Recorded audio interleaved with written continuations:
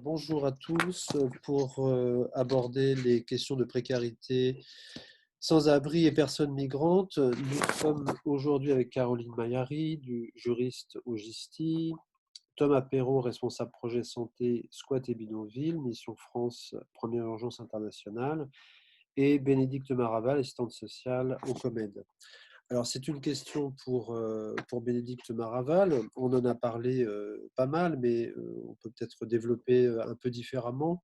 C'est vraiment la question de l'accès aux besoins primaires, puisque avant, qu'on peut peut-être se poser comme une question de fond en amont des questions de soins, même si les besoins primaires sont des soins, mais voilà, l'hébergement, l'alimentation, l'accès aux accueils de jour, pouvoir se laver, laver son linge, bon, tout ça se pose de façon aiguë avec en particulier la question des masques, puisque la question des masques, c'est pas seulement toutes les questions qu'on se pose à travers toute cette histoire des masques, parce que maintenant il y a une espèce d'histoire des masques, ils ont leur propre histoire. Là, on est dans maintenant, là, comment on va faire avec nos masques, comment on les lave. C'est déjà assez compliqué quand on a de l'eau, quand on peut. Voilà. Alors, quand on est dans la situation dans laquelle on vient de parler depuis un moment, comment on se débrouille avec tout ça? Heu, alors je veux bien commencer par vous parler comment nous au COMED, on a géré la crise. On a décidé de laisser tous les dispositifs ouverts et d'accueillir les situations, les personnes qui voulaient venir nous voir.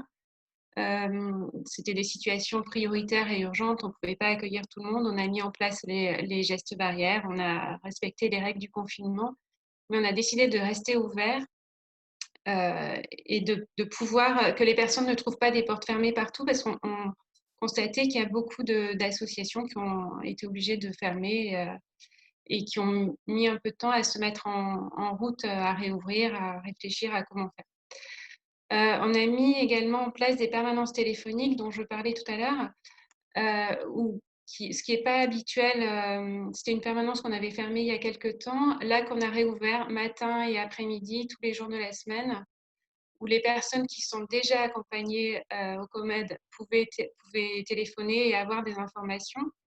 Mais on a aussi fait passer l'info dans nos réseaux et pour les personnes même non accompagnées au COMED, que ce soit des professionnels ou des personnes, des patients sans médecin traitant, des personnes qui n'arrivaient pas à joindre leur médecin, qui n'étaient pas forcément connues du COMED. Ça, c'est une permanence qu'on a mis en place sur l'Île-de-France.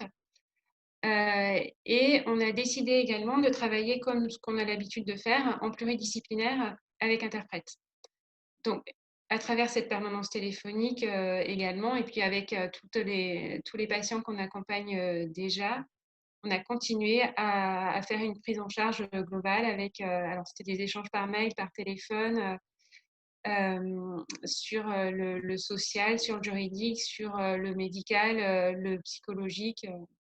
Éducation thérapeutique, on a gardé cette pluridisciplinarité et on a donc travaillé avec ISM pour ce qui est de l'interprétariat. On faisait des conférences téléphoniques avec les patients et ça fonctionne pas trop mal. Donc ça a beaucoup rassuré les personnes qu'on accompagne.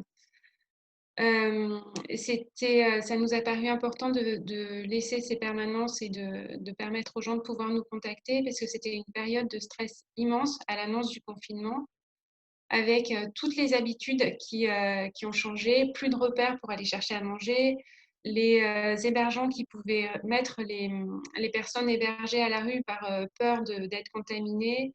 On a eu des situations de personnes âgées qui dormaient dans des églises, au sens, les églises, c'est souvent des appartements où il y a des réunions religieuses, mais les chefs de ces églises ont mis les gens à la porte de peur qu'il y ait une contamination. Enfin, il y a eu vraiment des situations dramatiques.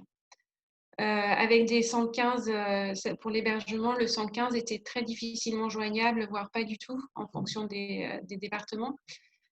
Voilà, donc ils étaient contents de pouvoir trouver une porte ouverte parfois. On a mis en place des repas. Alors, c'est pas très élaboré comme repas, c'est faire chauffer de la semoule et leur donner des sardines ou des choses comme ça. Mais pour quand ils arrivaient et qu'ils avaient faim, qu'ils puissent avoir à manger. On a pu... donc ça, c'était vraiment dans le tout début où on était dans l'urgence avec tout de fermé, on n'arrivait pas à avoir les informations. Il y avait des informations qui venaient de partout, il fallait faire le tri.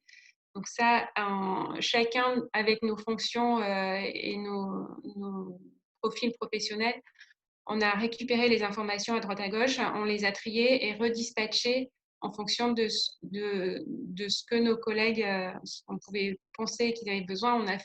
Moi, j'ai fait le tri dans les informations sociales que j'avais, les orientations pour l'alimentation, et diffusé à tous mes collègues. Les médecins ont fait pareil. On a chacun repris nos positions et travaillé en pluridisciplinaire assez rapidement. Pour ce qui est de l'organisation pour les aides alimentaires, par exemple, et tout ce qui pouvait exister, je me suis beaucoup appuyée sur Solivide et sur le groupe Facebook qu'a créé Élise, travailleurs sociaux face au coronavirus à Paris.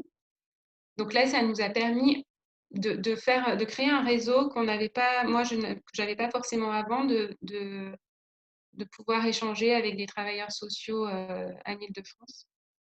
C'était assez intéressant, et de pouvoir diffuser ensuite, trier et diffuser les informations auprès de mes collègues.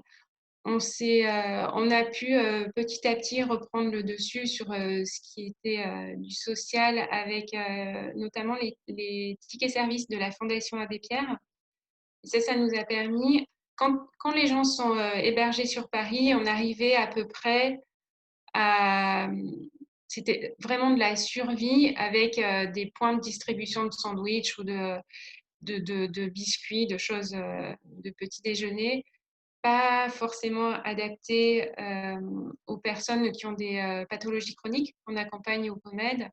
On a beaucoup de personnes qui sont diabétiques, qui ont de l'hypertension ou d'autres pathologies qui nécessitent un régime alimentaire. Donc là, leur santé, elle a été bien mise à mal pendant ce début. Et les tickets alimentaires, les tickets services de la Fondation Abbé Pierre nous ont permis de pouvoir les distribuer, même si ces personnes pouvaient récupérer des sandwichs ou des repas tout prêts. Ça leur a permis de compléter avec des produits adaptés à leur pathologie. Et ça nous a permis aussi d'en donner aux personnes qui étaient hébergées en banlieue, ou là, dans des petites communes où il y avait vraiment rien, ou pas grand-chose, et pas d'accès à la mairie, pas d'accès, les restos du cœur fermés, tout ce sur quoi on peut s'appuyer d'habitude, fermés. Donc ça nous a permis d'apporter une réponse aux personnes, de pouvoir reprendre un petit peu le dessus et faire de l'accompagnement sur la santé. On a mis en place des téléconsultations avec, pour certaines personnes, si elles voulaient, des rendez-vous réguliers. Ça pouvait être des rendez-vous hebdomadaires, en pluridisciplinaire aussi. Et on se faisait passer les informations. Les psychologues ont fait beaucoup de téléconsultations et d'accompagnement. Les médecins également, on en parlait tout à l'heure, sur les ordonnances, contacter les pharmacies, renvoyer les ordonnances. Voilà, il y a eu pas mal de travail là-dessus. Là, on arrive au bout du confinement, et c'est très bien. Les téléconsultations, ça va un petit peu, mais il y a un moment où ça coince, ça suffit plus. Donc, quand vraiment ça pouvait plus, on a donné des rendez-vous aux personnes pour qu'elles puissent venir au centre de santé. Même pendant la période de confinement, ça nécessitait une certaine organisation.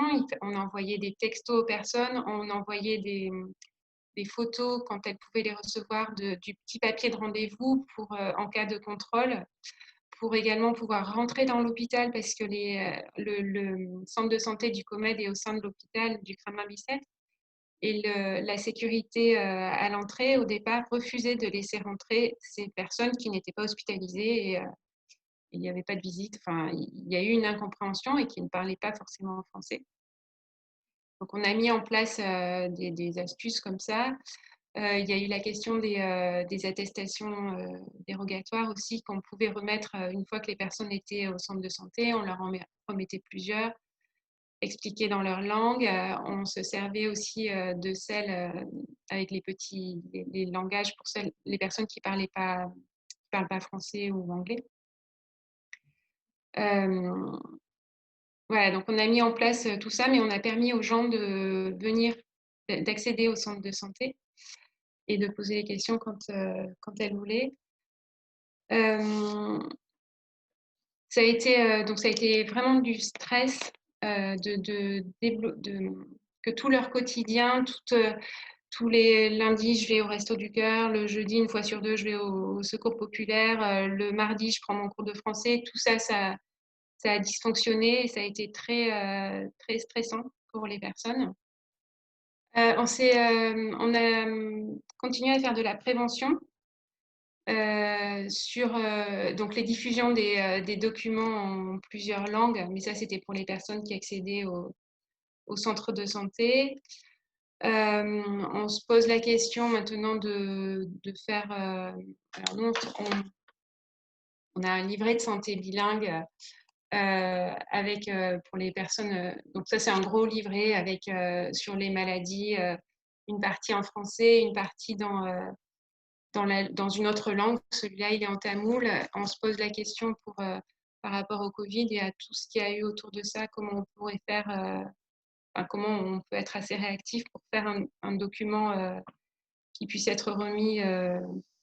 Comment il faut qu'on réfléchisse à quelque chose qui puisse aller vite, comme ça, et expliquer dans différentes langues.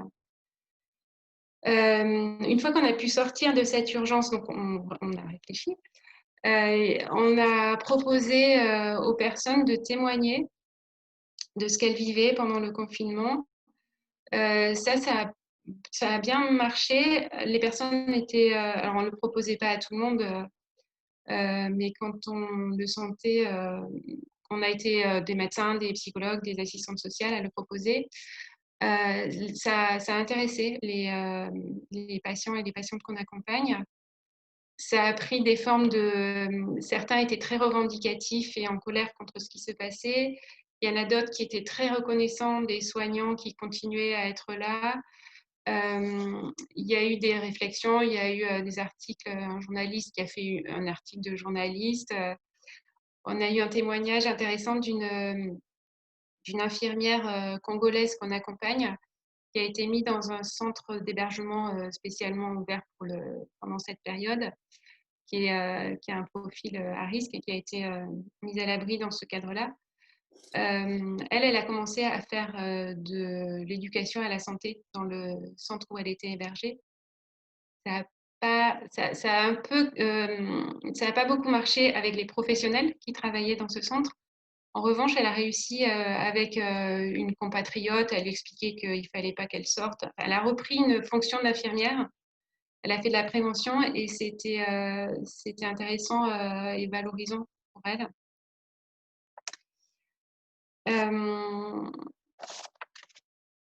Et donc ces réflexions, très prochainement, on va sortir Mot d'exil, qui est la revue du COMED, avec ces témoignages.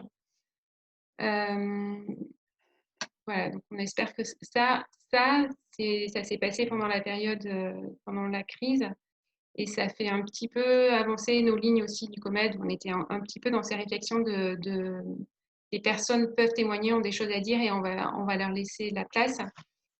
Donc ça fait, cette crise, elle fait avancer nos réflexions sur cette partie-là. Et aujourd'hui, en phase de déconfinement, on continue à se poser des questions sur la suite. Sur l'hébergement, on est très inquiet. Et là, il y a eu des solutions, pas tout de suite, mais au fur et à mesure des semaines, il y a eu des solutions. On a des personnes qui ont été mises à l'abri pour un mois, pour plusieurs semaines. Ça leur a permis de se poser et de pouvoir stresser sur notre sujet. Mais en tout cas, ce sujet-là était posé. Et là, ces personnes-là reviennent vers nous en nous disant l'hébergement, il s'arrête le 19 mai, l'hébergement, il s'arrête le 4 juin. Il n'y a pas de date, il n'y a pas une date, la même date pour personne. et c'est un nouveau stress qui ressort. Est-ce que les personnes qui sont à risque, parce que les personnes âgées, elles sont toujours confinées, les personnes malades, elles sont toujours confinées, est-ce que pour ces personnes-là, l'hébergement va continuer ou pas? Voilà, l'hébergement, c'est un gros sujet, c'est une grosse inquiétude. Et puis, il y a la question, donc au centre de santé, on a un peu plus réouvert, toujours en respectant les règles de, les gestes barrières et les règles de sécurité, de prévention.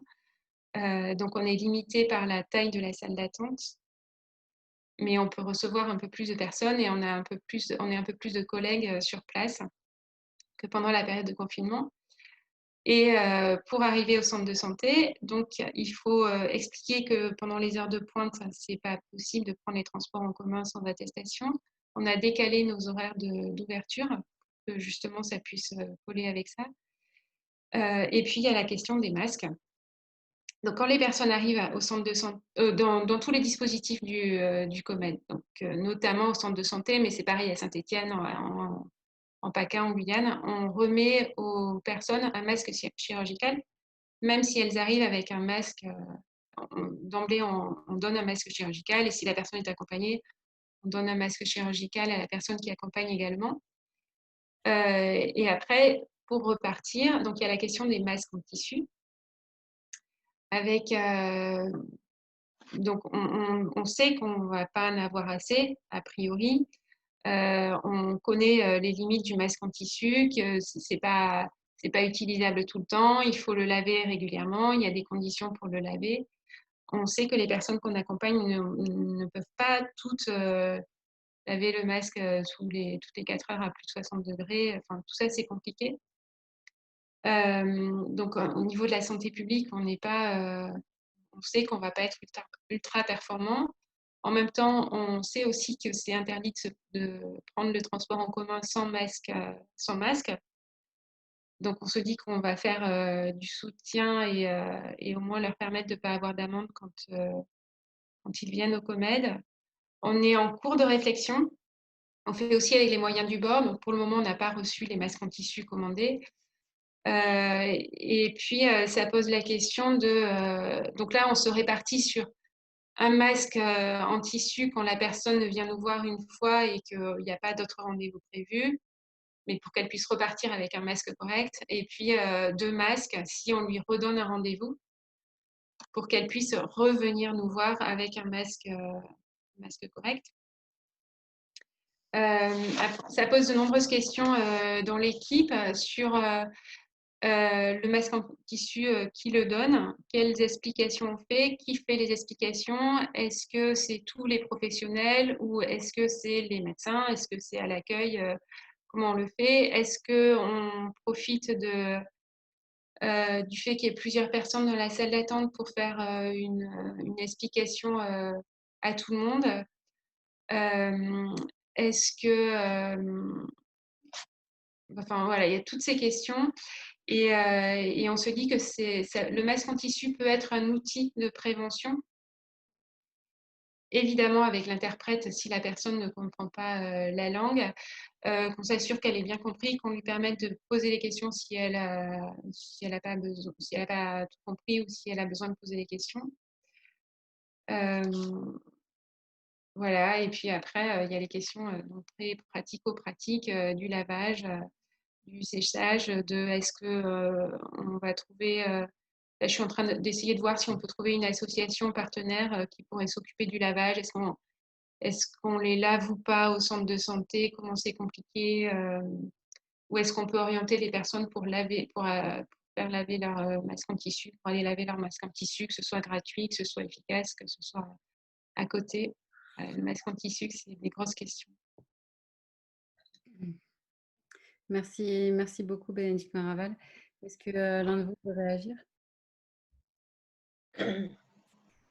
Alors moi, je veux bien réagir sur 2 petites choses.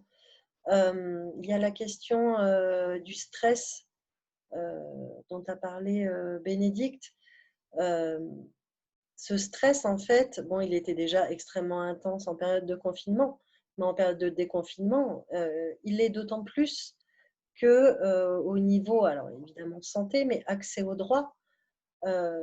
C'est un peu comme au début de la période de confinement. Ils n'ont pas d'infos. Et chaque préfecture fonctionne d'une manière différente et chaque structure de premier accueil pour demandeurs d'asile fonctionne d'une manière différente et personne ne leur donne d'infos. Alors, c'est un peu organisé au niveau des assos militantes et des collectifs, hein, cette info qui est faite. On est en train de les recenser, l'ouverture des préfectures, notamment parce que c'est vraiment extrêmement anxiogène pour les gens et ça risque de durer un petit peu. Et puis, une petite réflexion sur les masques en tissu. Clairement, les gens qu'on reçoit au niveau de nos permanences, je ne vois pas comment on aura les moyens de leur donner autre chose que des masques en tissu faits par des collectifs de solidarité, hein. Je ne sais pas si vous connaissez les brigades populaires qui se sont montées un peu partout en France et qui distribuent des masques en tissu.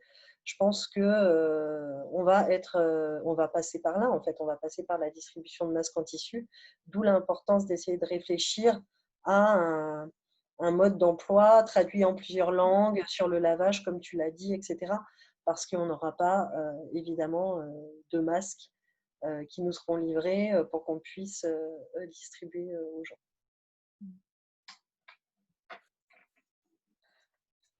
Alors, juste pour ceux qui nous écoutent, n'hésitez pas à vous rendre sur le site internet de l'Espace Éthique si vous voulez en savoir plus ou si vous avez des questions éventuellement à poser. Donc, le lien, vous le trouverez juste en dessous de la vidéo.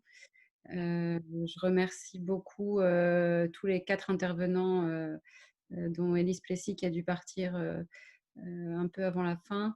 Merci beaucoup d'avoir répondu présent à cet échange. Merci pour votre expertise et votre retour d'expérience. Merci à Patrice Dubosc également d'avoir co-animé cette discussion avec moi. Voilà, je vous souhaite à tous une très bonne continuation. Merci à vous. Au revoir. Merci. Au revoir.